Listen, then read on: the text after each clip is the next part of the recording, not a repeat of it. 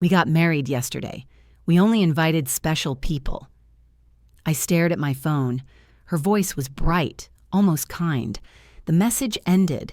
For 3 years, I had paid their rent, furniture, groceries, phone plan, and co-pays. I wrote it down because numbers steady my hands. Rent, $900 month furniture. Quelly's $800 groceries, $300 month phone, $120 month co-pays, and emergencies scattered $500. Total across 3 years, $42,600. My son married, and I learned about it from a voice message. I was not a special person. Where are you watching from city and country? Comment below, have you seen a mother left off her own son's wedding list? After I wrote the figure, I walked to the closet.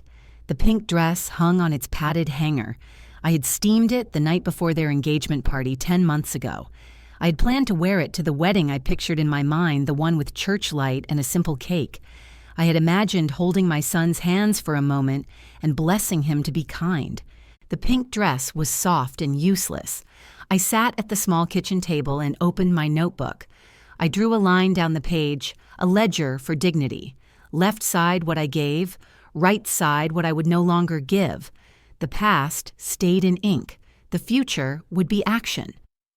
On the right, I wrote cancel monthly transfers, deactivate the shared ATM card, relocate the safe, call the bank and lock branch access, no arguments in their living room. I would change the numbers. The kettle clicked off. I poured tea and held the heat to my face. My phone buzzed again. A picture appeared on the neighborhood app, 2 young people on a courthouse step. He wore a charcoal suit I had once paid for when a new job started and ended in 6 months. She wore white with a cropped jacket, my son's arm around her waist, friends around them. The caption read, Mr. and Mrs. Carter Hayes. The comments were hearts and exclamation marks. I looked for my face and did not see it. The first call I made was to the bank. The branch manager knew me. He called me ma'am as if I were sturdy, not breakable. I gave my account number and the reason in short sentences. The monthly transfer to Michael's account would stop that day. The shared ATM card with his name would be deactivated by noon. He said he was sorry for my family stress. I thanked him for the clean execution. After we hung up, I wrote done in the notebook and put a small check mark. Pens make a quiet sound when they decide. Next, the safe. I had kept it in my bedroom closet behind blankets and a rolling suitcase with a broken handle. Inside were my documents, the title to the house, an old will I had not looked at in a decade, a folder of birth certificates, and the manila envelope with statements, and a small list of login passwords I rotated every 3 months. I slid the safe onto a dolly and edged it toward the door. I am 71. It took time. Each inch was proof that I still owned my life. I wheeled it to the car and draped a blanket over it. I was not hiding.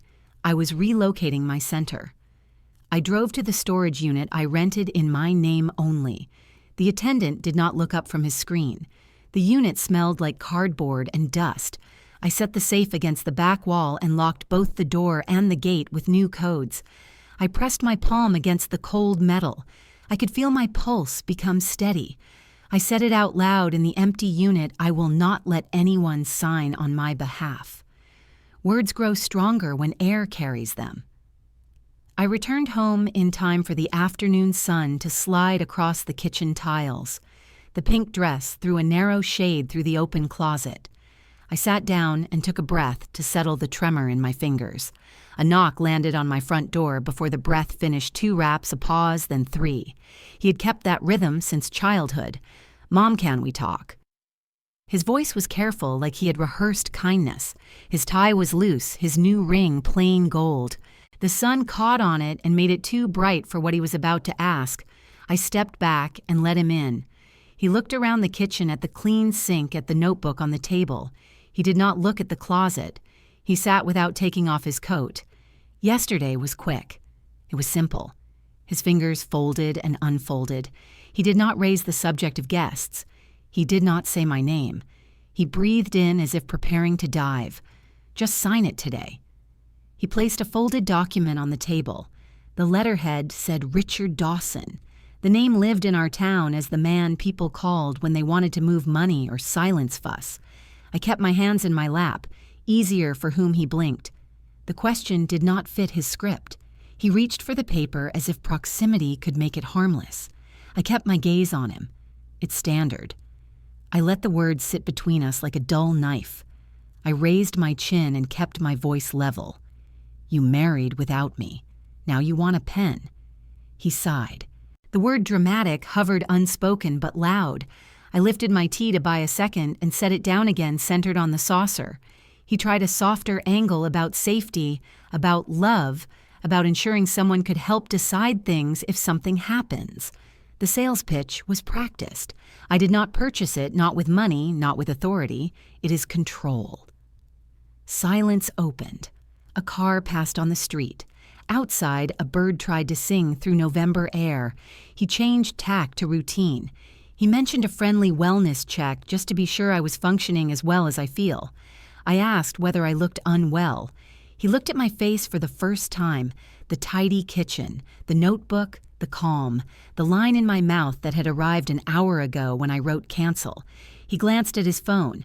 Vanessa was on her way. I said nothing. The second knock was brisk, 3 sharp taps, a pause, and a final tap like a judge. She came in with new perfume and a smile that showed kindness on the surface pressure underneath. She sat crossed her legs and placed a pen beside the document.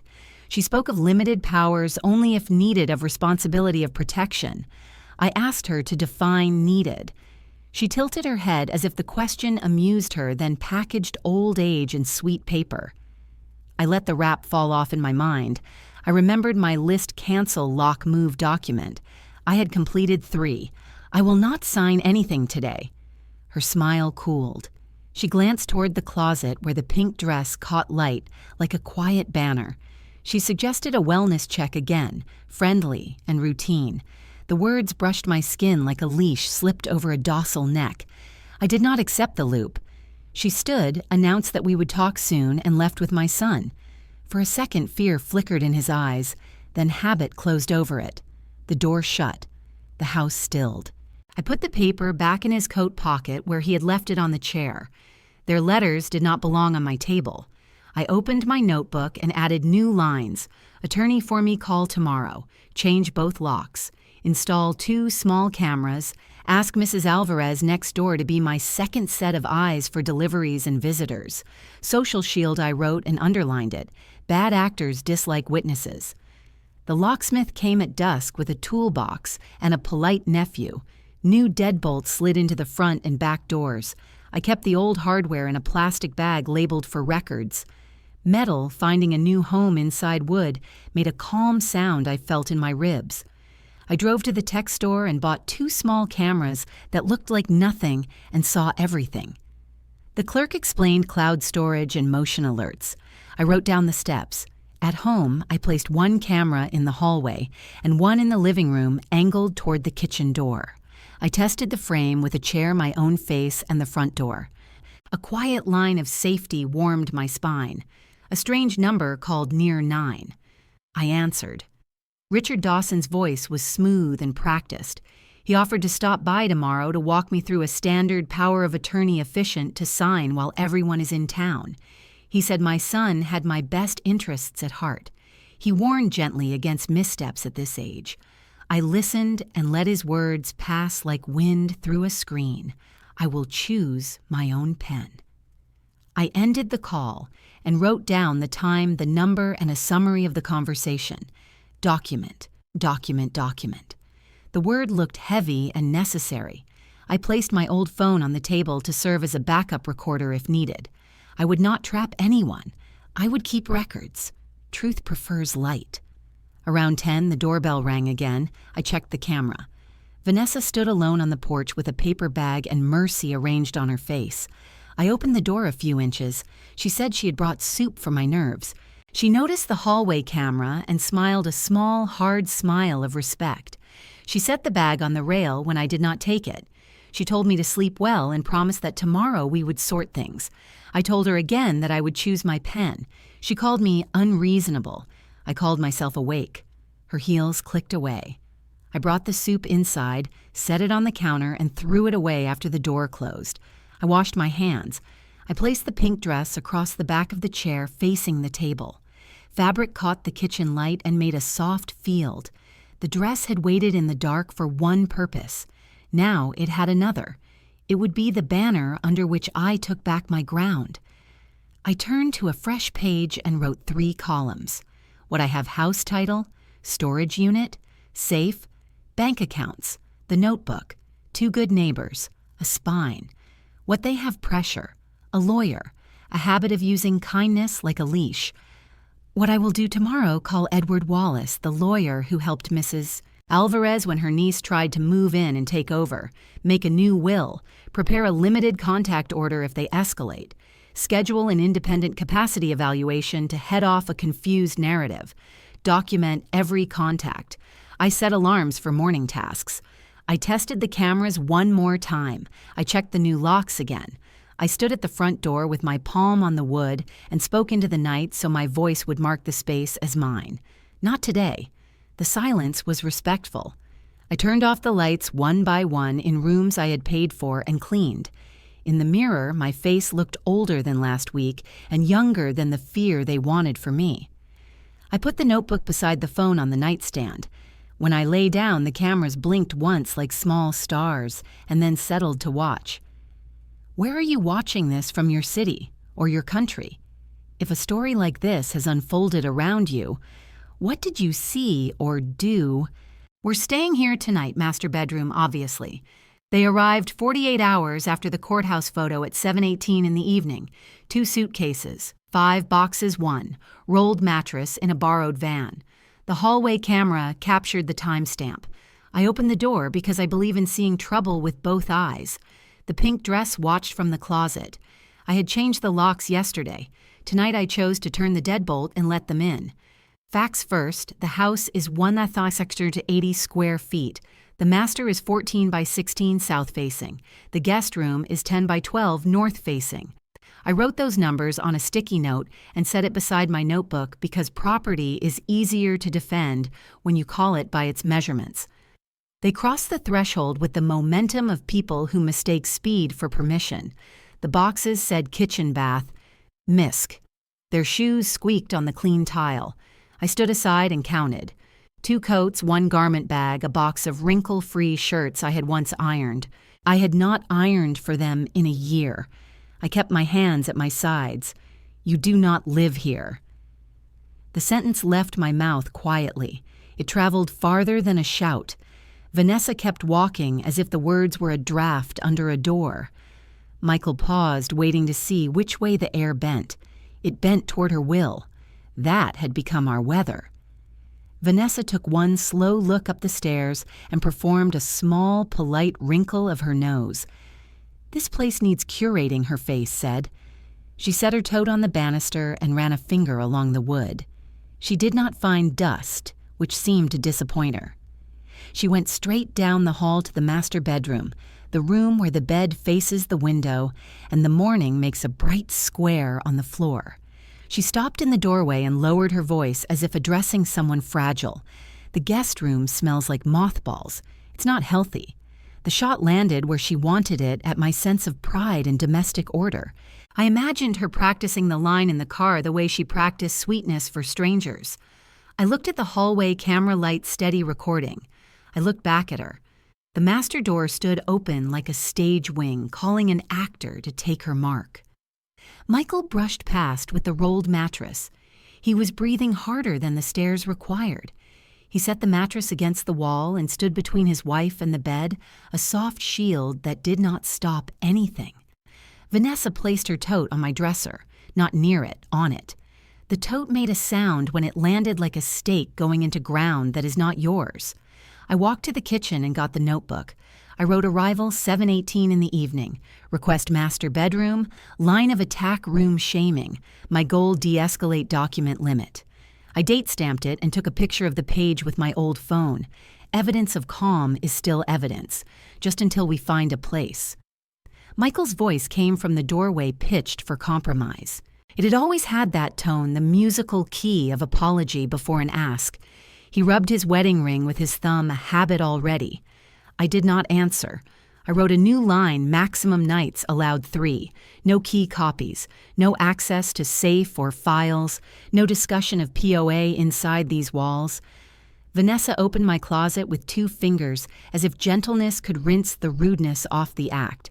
She slid hangers left and right, creating a gap for clothes that were not yet inside. The pink dress swung slightly. She paused on it, then moved past. Her voice floated back cheerful. We'll make this space functional. Functional for whom I thought, for a narrative in which I was old stuffing in the furniture. The master bathroom door stood open. She turned on the light and clicked her tongue once a dry sound. I stood in the hall and placed my palm on the doorframe. The wood was warm from the day. I could hold a line or I could buy time. The point tonight was not to win.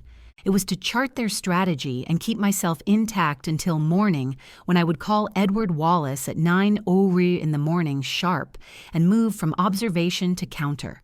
3 nights I said still in the hallway, where the camera could hear. No copies of keys. My room stays mine. Vanessa turned smile bright victory tucked under it like sharp metal under lace. Perfect. We'll be out before you notice. I did notice. That was the point. I stepped back and let them pass with boxes. She carried the lighter ones and gave the heavier ones to my son. He did not look at me when he went by. I watched the way he kept his elbows close to his sides, protecting his chest from a blow that was not coming. I wondered how many years he had lived like that. They moved by instinct toward conquest, the first box onto the bed, the second onto the chair I kept by the window for reading the third, onto the floor at the foot of the bed, as if anchoring a tent. Vanessa folded back my quilt with the efficiency of a hotel maid. She did not ask where to put it. She placed it on the cedar chest my husband built the year before he died. Her hand rested on the lid a second too long, as if measuring future ownership. In the kitchen, I poured water and drank it standing up. The list on the counter steadied me. I added a bullet email myself, a memo within the hour outlining rules CC neighbor Mrs. Alvarez for Social Shield. Another alert bank to any unusual card attempts. Another call locksmith back to confirm no unlogged keys were made today. A woman alone learns to layer her guard like clothing for weather that changes without warning. I made room for them with the least surrender. I moved 2 stacks of books from the guest dresser into a box labeled library and carried it to the study. I left framed photos where they were. When I came back, 2 of them had shifted face down the glass, winking like eyelids. I righted them without comment. Vanessa watched me and smiled a small, contained smile. We are modern, that smile said. We do not live with old stories. They brought in toiletries, 2 toothbrushes in a travel cup, bottles of serum that promised eternal youth in small print. A hairdryer cord trailed across my counter like a claim line. I wiped the counter around it with a precise cloth and wrote another note. Sanitize surfaces later, not now. Let them think victory has weight. When the smallest box tipped and a bag of rice slid out, Vanessa said, in a voice that could have been concern if it were not a tool, "You shouldn't lift Margaret. We've got it." The rice looked like pale sand on the floor. I fetched the broom and swept each grain to the dustpan, listening to the tiny sounds of order returning. I prepared the guest room for myself. Clean sheets, 2 pillows, lamp moved to the left side where my shoulder likes light. I placed the pink dress in that closet not as retreat, but as witness. It watched me measure the room 10 by 12, north-facing draft under the window to be sealed tomorrow. I recorded it in the notebook. I pictured how the judge in my future might appreciate the careful record of small things, the way it builds the case, that a mind is not just intact but meticulous. We shared the hallway once, shoulder to shoulder, like strangers passing at a bus station. Vanessa carried a tray of skincare jars sheen like ammunition. I carried the box of family letters tied with blue ribbon. She glanced down and made the polite-faced people make it history they haven't earned. I held the box closer to my ribs and kept walking. Dinner was neutral food toast and scrambled eggs. I offered because hospitality is not surrender. They declined and ordered takeout because power performs itself best in bags, printed with other people's logos. I ate at the kitchen table pen beside my plate and wrote a final entry for the evening 3 nights agreed verbally at 8:02 in the evening. Conditions stated, cameras active, neighbor texted, email sent to self with subject line, temporary accommodation terms. The house sounded different with other people's steps inside it. Doors closed with a tone I did not recognize. Water ran upstairs. Laughter came in short, careful bursts like practice for a show. I washed my dish and dried it. I kept my phone near, not for rescue, but for record. At 10:11 tonight, a message pinged from an unknown number. It was Richard Dawson. Understand you've taken the practical step of family support. Sensible. I can stop by tomorrow to finalize protections. I did not answer. I forwarded the message to my own email, attached the timestamp, and added it to the file I would hand to Edward Wallace. Paper is the slowest and surest punch. I walked the perimeter of my house the way I used to when Michael was small and feverish, checking windows, checking locks, listening for something that wanted breaking. I found nothing broken that could not be repaired with a morning phone call. The guest room was cooler than the master. I added a blanket. I lay down and stared at the ceiling where the paint needed a touch-up. I thought about surrender. Tonight I had surrendered square footage, not authority. Space is not the same as sovereignty. I repeated that sentence until it settled the tightness under my ribs. From the master, a murmur rose and fell, then quiet. The hallway camera light kept its small green vigil. I set my glasses on the nightstand, the notebook on my chest like armor, and spoke softly into the dark so the house would hear me claim it again. 3 nights, I said for the record, no one else wanted to keep. No copies. My room stays mine. The silence was respectful. I slept. Let's make this efficient sign here, and we'll notarize in 10 minutes. He set it on my porch at 9:14 in the morning, leather folder, silver pen, a woman with a notary stamp waiting in the car. The hallway camera caught the knock pattern 3:2 and the timestamp. I had brewed coffee and underlined my notes from last night 3 nights. No key copies. My room stays mine. No POA in this house.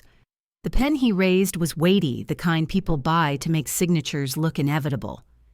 Michael stood half a step behind him, eyes soft with appeal. Vanessa stood to the right in a cream sweater that tried to look harmless. The man in front, Richard Dawson, smiled as if I were a routine. Standard, durable power of attorney. He added turning the page so my name faced the sun. Also a simple HIPAA release. Sensible protections. I held the door frame with my left hand. With my right, I pressed the voice memo icon on my phone and slipped it into my apron pocket. The camera watched from the hallway. I was done with private conversations that turned into public stories written by other people. Step back from the threshold, I said. He did by an inch, trained to follow the minimum law of a line. I stepped onto the porch and closed the door behind me. Boundaries don't have to be loud, they just have to latch. I will not sign anything today. Michael moved first, voice low and earnest. Mom, we talked. It can be limited. We can name me only not Vanessa. Hope lifted its head inside my chest, small, startled. An offer to narrow the grip, a concession. I glanced at Vanessa. Her smile stayed. Her eyes did not. Then the man with the pen unfolded a second sheet. This version is already limited, he said smoothly. Financial and medical, only effective, immediately durable across incapacity springing powers, avoided to prevent gaps. He tapped a paragraph that looked short and harmless. Another line below it read, agent may create, modify, or terminate trusts. The word may was doing heavy lifting. He set a signature flag on the line with my printed name. The notary waved from the car, a silhouette with a journal. For one beat, a fragile one, I thought Michael might stop this. He reached for the folder, fingers brushing the paper as if to pull it back. That was the hope. It died when the folder stayed in Dawson's hands, and my son dropped his gaze first. If it were you, would you sign under pressure, or pause and call your own lawyer? Comment below. I took out my notebook and wrote in block letters, porch meeting, 9:14 in the morning. Participants R. Dawson, lawyer M. Hayes, son V. Carter Hayes, Documents offer durable POA HIPAA release. Notary present. Pressure language. Efficient, sensible protections at your age. I wrote the last phrase before he said it because I knew it would come. When he delivered it 2 minutes later, I drew a neat check mark in the margin. You don't want to risk a gap, he said, right on cue. At your age, missteps can have outsized consequences. I kept my eyes on the line where my name lived. Names are territorial. Mine belong to me. I read the small print without touching it. The instrument referenced gifts consistent with past practice. In my ledger, past practice totaled $40,600 and stopped last night. Past practice was a door I had closed and locked. I will secure independent counsel, I said. Of course, he replied, not meaning it. But why introduce delay? My clients are here, the notary is here, and this is garden variety paperwork. I'll walk you through each clause. I pictured Edward Wallace's business card on my counter, the number written twice in my notebook. I had left a message at 8:03 in the morning and sent an email at 8:07 with 3 attachments last night's memo to myself, photos of the hallway camera placement, and a screenshot of Dawson's text from 10:11 tonight. I had not heard back yet. Process is slow until it isn't. I steadied my voice. Leave your card. I will have my lawyer contact you. Vanessa stepped forward, the sweater in soft light. We just want to make sure you're protected, she said, warm as a blanket held over a cage. If something happens, decisions will be clear. Michael loves you. I love me too, I said. That is why I won't sign on a porch. Dawson's smile eased a degree toward chill. He flipped to the last page. We can do it at the table if you prefer. I also have a separate document scheduling a wellness check for tomorrow at 4. If the POA is signed today, we can cancel that. I'm trying to save you time. There it was, the procedure, as pressure. I wrote it down: conditional wellness check, 4 hours. Cancellation dangled as reward. I asked for a copy of the wellness form. He said he'd email a summary instead. I pressed a copy of what you intend to submit. He deflected with professional ease. It's a standard intake. The agency prefers their own files. Pressure that refuses to leave fingerprints. Michael took a breath. Mom, please. We can leave out the property part. Just health. We aren't trying to take anything. I pointed to the line that said, agent may create, modify, or terminate trusts. This can take something without saying it's taking something I said. Words do that. Dawson pivoted to authority. I must advise you, he said, voice firm, that refusal may force my clients to consider emergency relief. Ex parte petitions are time-consuming. We prefer not to burden the court. I noted that to mention of emergency guardianship ex parte. Then I did something I learned in widowhood, and in the years when you must build your own weather, I slowed it down. I spoke as if addressing a clerk behind glass. I will not sign under pressure. I object to any wellness check you schedule without my consent. All communications regarding my legal affairs must go through my counsel. Please do not return without an appointment. I opened the door behind me, stepped inside, and closed it with practiced gentleness. Through the glass, Dawson's smile stayed on his face like a decal on a rental car. He slipped his card through the mail slot. I let it fall to the mat. His footsteps retreated. Vanessa lingered 1 beat, then 2. Her knuckles brushed the door, not a knock, more like a promise to touch the house whenever she wished. Then they were gone. Inside, I leaned my back against the wood and breathed in for 4, out for 7. The hallway camera stared a patient witness. I took my phone from my pocket and saved the recording with the file name 202511. No, I corrected it to the correct date on my calendar, today's date, morning porch Dawson POA push. I emailed the file to myself and to Edward Wallace with 3 bullet points and the subject line, urgent no consent notice issued.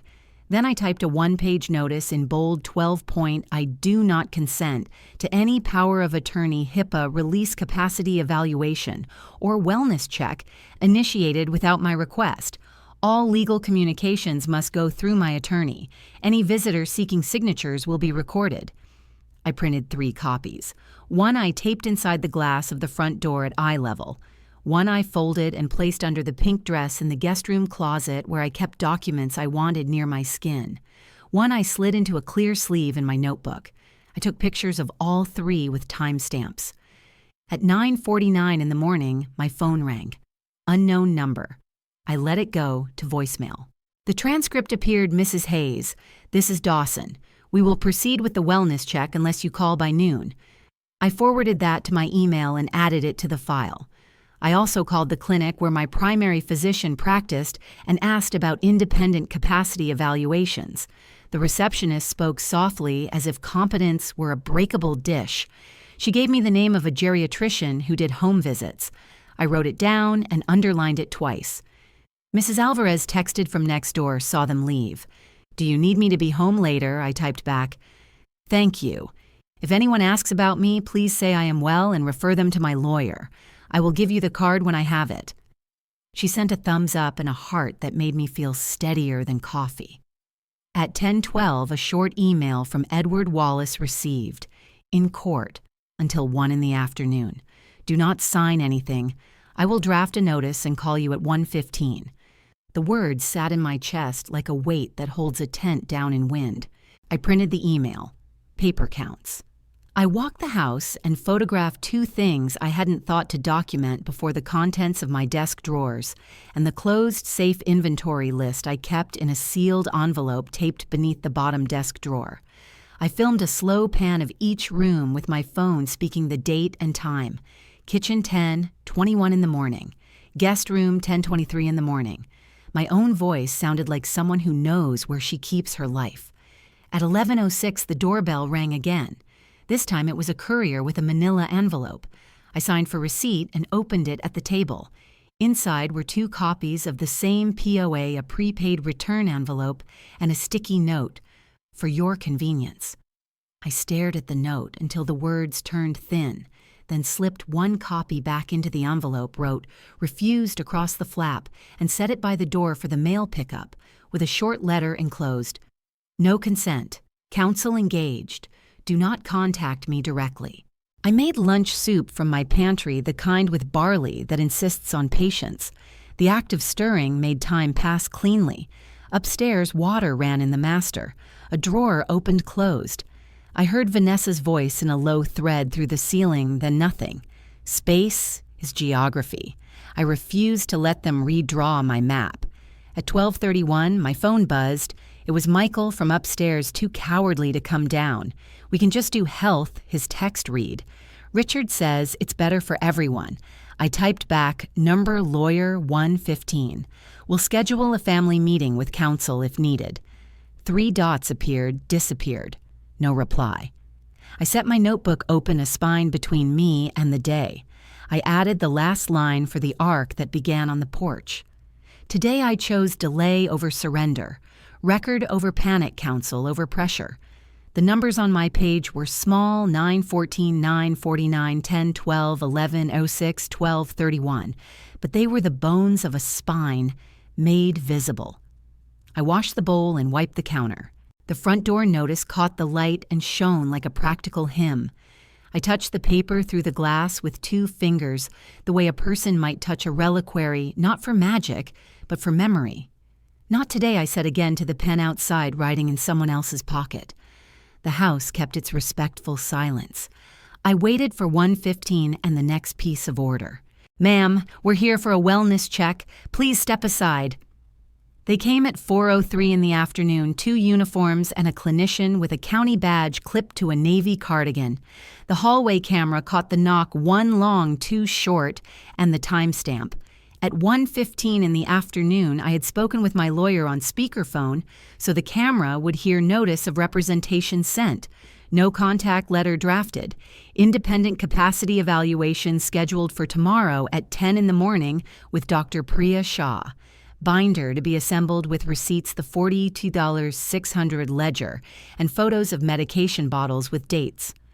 I wrote those facts in block letters before I opened the door. I stepped onto the porch and closed it behind me until the latch clicked. I kept my phone in my apron pocket, voice memo already running. The clinician smiled in that soft way government learns. Her clipboard had 3 pages and 1 yellow tab observation. I consent to a porch conversation and basic screening, I said. I do not consent to searches. One officer nodded. The other stood with hands clasped, watching my face like a gauge. The clinician's pen hovered. Name, date, address, she asked. I said my full name, today's date, and my street number down to the odd digit that confuses delivery drivers. I added the time, because time is part of truth. She asked the month and the season. I told her both, and recited the last 3 prime numbers I used as part of my old password rotations, then stopped myself and laughed once at the habit. She smiled in return and wrote humor intact. She set a paper on her clipboard. Please draw a clock showing 10 past 11. I drew a near-perfect circle with a small wobble at the 5. Placed the numerals 1 through 12, drew the long hand to the 2, and the short hand between the 11 and the 12. She watched my hands more than the clock. She wrote something I could not see and flipped the page. 5 words, she said. Apple, penny, garden, window, spoon.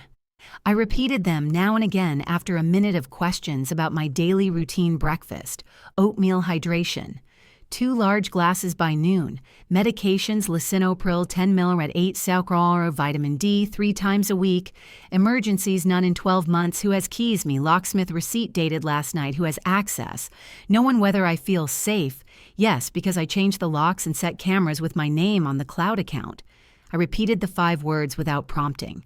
I added one more ledger unasked. Why ledger, she asked. Because past practice is evidence, I said. Rent $900 month for 2 years, then $1 $50 month for 1. Groceries $300 month. Phone $120 month. Furniture $2 $800. Copays and emergencies $1 and $500 scattered. Total $42 $600. That practice ended.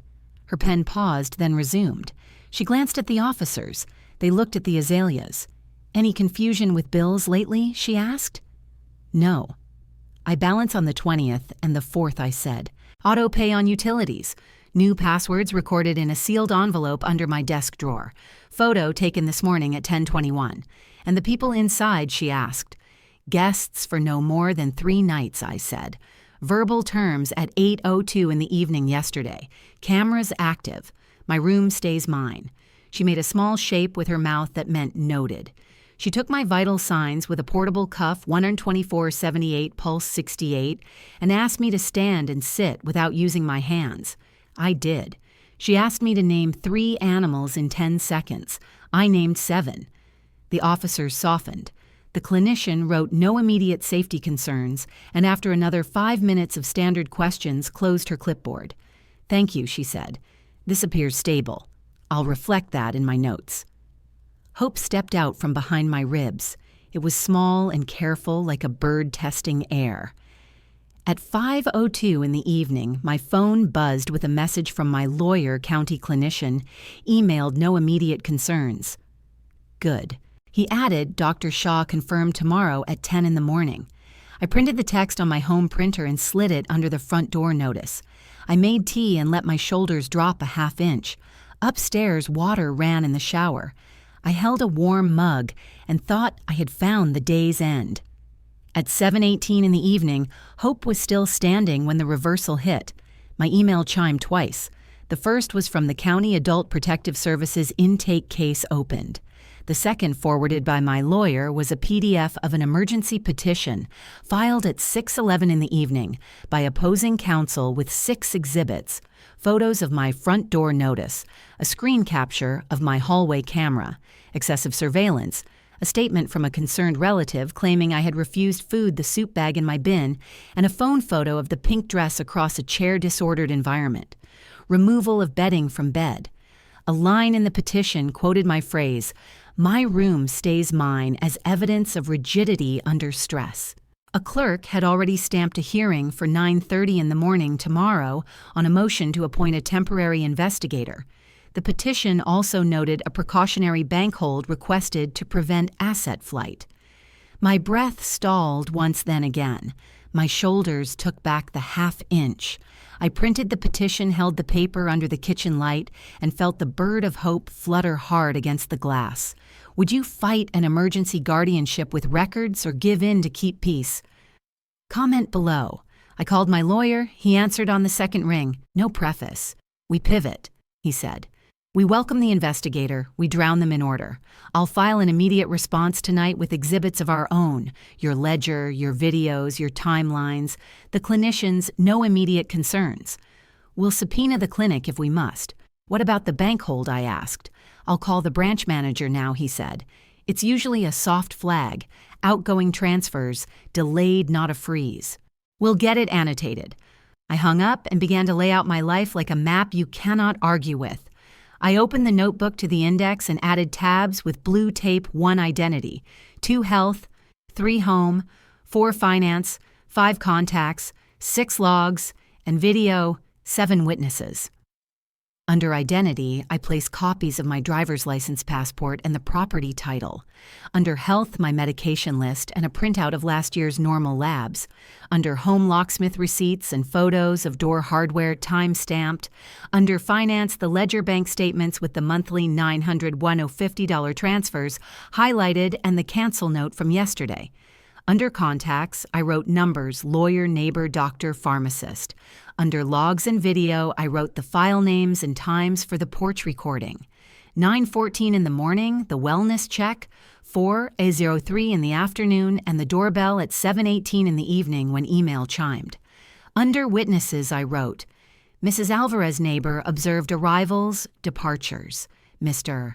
Patel pharmacist medication adherence, Pastor Lee monthly check-ins, and Ms. Jordan librarian Thursday mornings.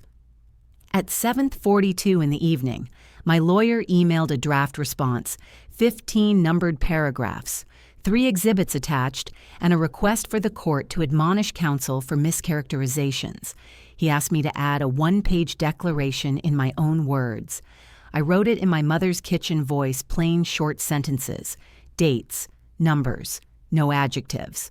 On today's date, at 4:03 in the afternoon, a county clinician conducted a wellness check. I correctly stated my name, date, address, completed a clock drawing, recalled 5 words, described my daily routine, and provided evidence of safety measures. New locks cameras registered to me neighbor contact. I maintained my home, my bills, and my health. I declined to sign a power of attorney offered on my porch by an attorney I did not hire. At 8:05 in the evening, I printed the declaration and signed my name, slowly pressing each curve into the page as if a judge could feel the pen through the paper. I scanned it with my phone and sent it back. My lawyer replied, filed at 8:27 in the evening, then, see you at court at 9 in the morning. I'll meet you at the steps.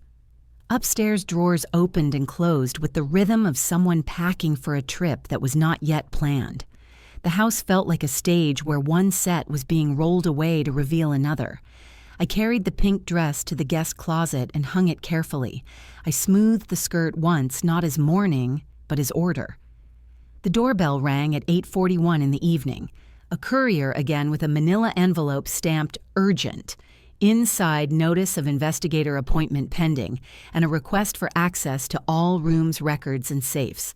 I wrote on the envelope in black marker access, by appointment only, counsel present. I placed it on the counter under a book to keep it from moving. At 9:03 tonight, my neighbor knocked. She held a small notebook of her own. I saw them photograph your door, she said.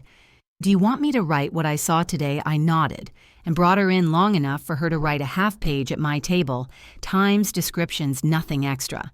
I scanned it and added it to the witnesses tab. I walked her back to the porch and thanked her for being a person with a spine. I checked the bank portal. A banner at the top read, for your security, some outgoing transfers may be delayed 24 to 72 hours. My utility auto pays still showed as scheduled. I took screenshots of each and added them to the finance tab.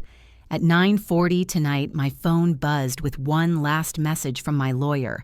Branch manager annotated.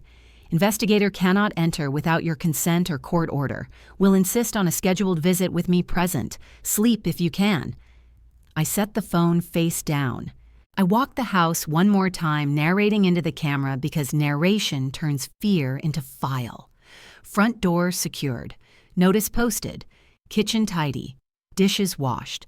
Guest room bed made dress hung. Master occupied by guests.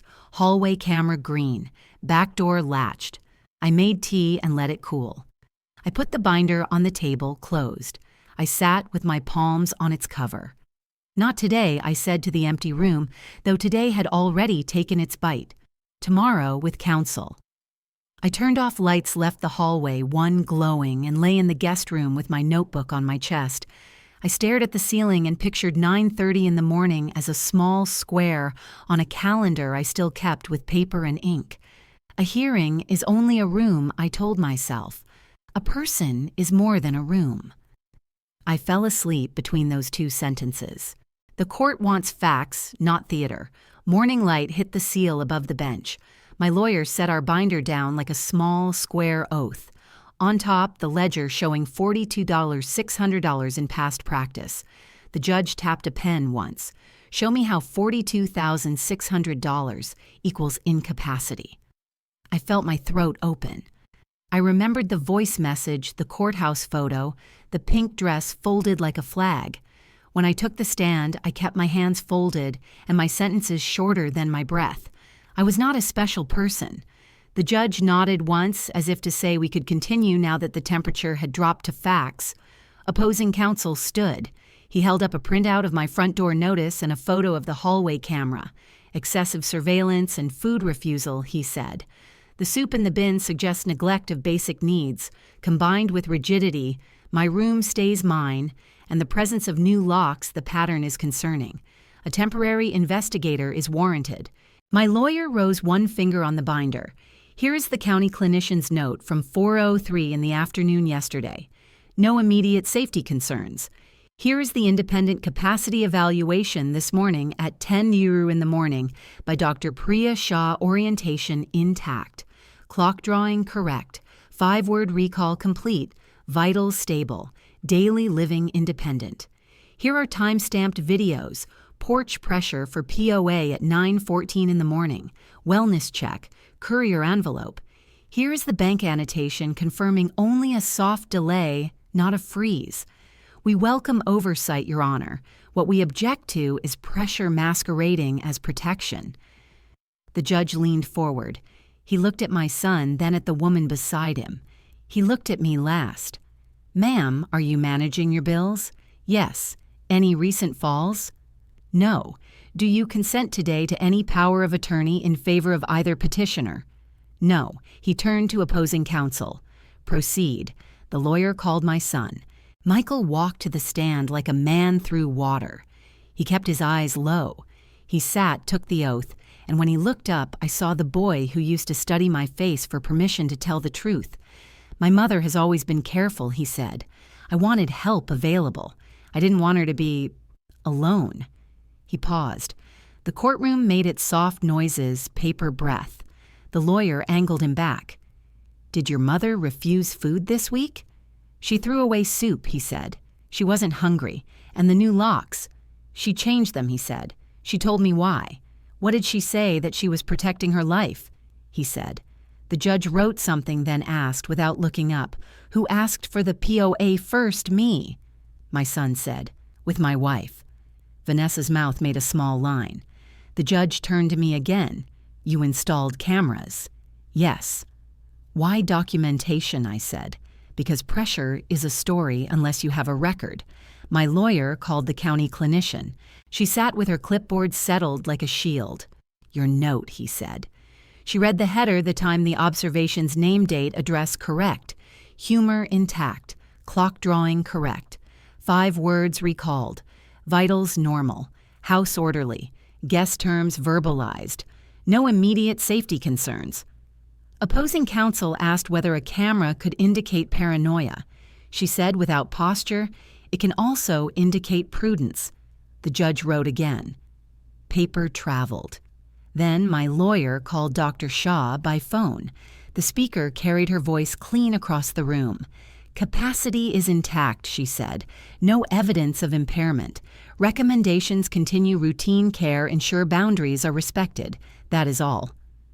Opposing counsel stood with one more photo, the pink dress, across a chair. He tried to push it into the frame of disorder. Bedding removed, he said.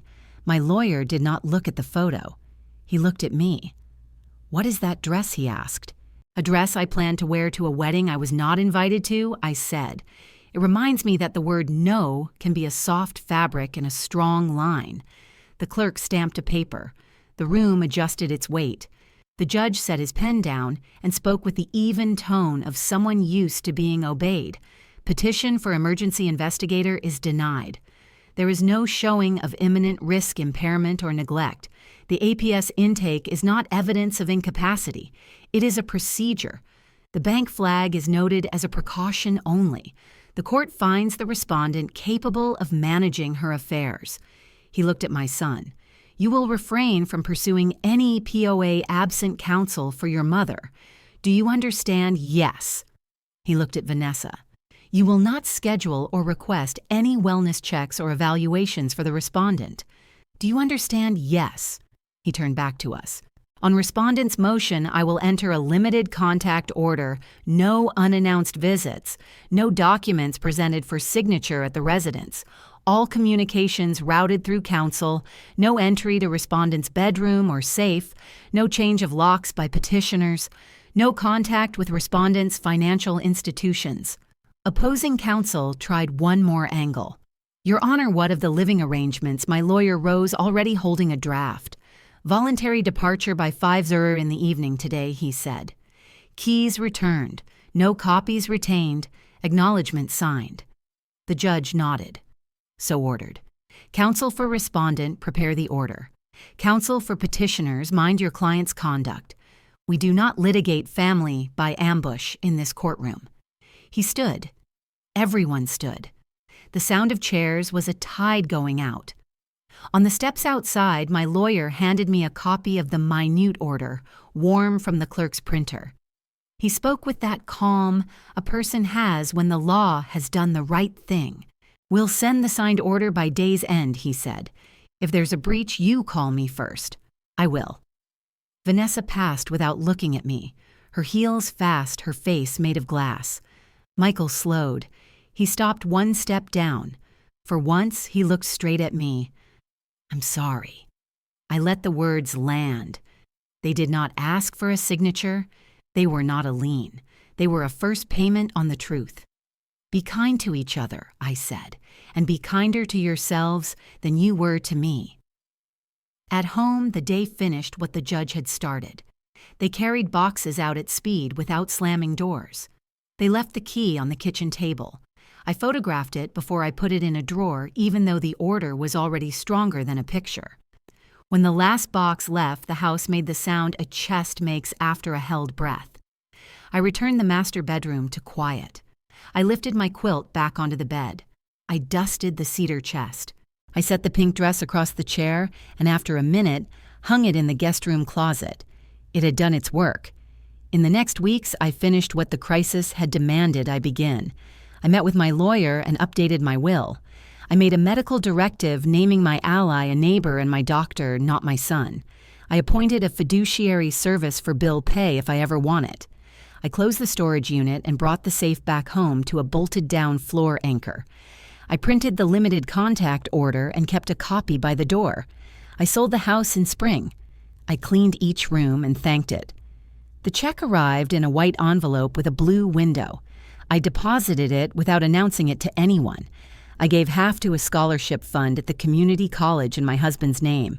The other half I used to buy a small apartment near the library and the park. I planted basil in a window box and learned the names of the librarians on Thursdays. I brought the pink dress to the thrift shop with a note. "Wear this when you celebrate yourself." On Sunday in June, my son knocked on my new door. His ring shone less. He stood with his hands visible. He did not arrive with papers. He arrived with breath. "Can we start over?" He meant, "Can we start honest?" "We can begin," I said. "It will not be the same as before." He nodded. "I know." We talked for 15 minutes in a room with a small sofa and a plant that needed water. He asked about my basil. I asked about his job. We kept the conversation inside the thin walls of respect. When he left, he did not try the old rhythm on the door. He just waved and went. I keep the ledger in a drawer with my passport. It is not a list of debt anymore. It is a record of my spine. When I turn off the light at night, I touch the paper notice I taped by my new door, the one that begins with, "I do not consent and I sleep because I earned the right to choose who enters my life." Not today, I say to any stray pressure that knocks, not without my counsel. The house small or honest keeps its respectful silence. I keep mine until it's time to speak. Should she forgive them or set a hard legal boundary? Comment below, like and subscribe. When Margaret got the wedding news, she understood one thing.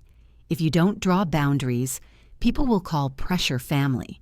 She started small, logging what she'd given, ending financial support, changing the locks, adding cameras, and learned to say no in the right places. Any paperwork goes through my attorney. When talk wasn't enough, she let the record speak, timestamps, recordings, witnesses, a binder. Tidier than any excuse. She also realized kindness needs an expiration date. Open-ended help only breeds dependency and disrespect. Even a wellness check is just a procedure, so she scheduled an independent evaluation to keep the story from twisting. In the end, justice came by principle, not sentiment, boundaries backed by law, and only then if the heart allows room for forgiveness. This story is fictional, retold for entertainment and humanistic purposes. It does not intend to target individuals or encourage real-life retaliation.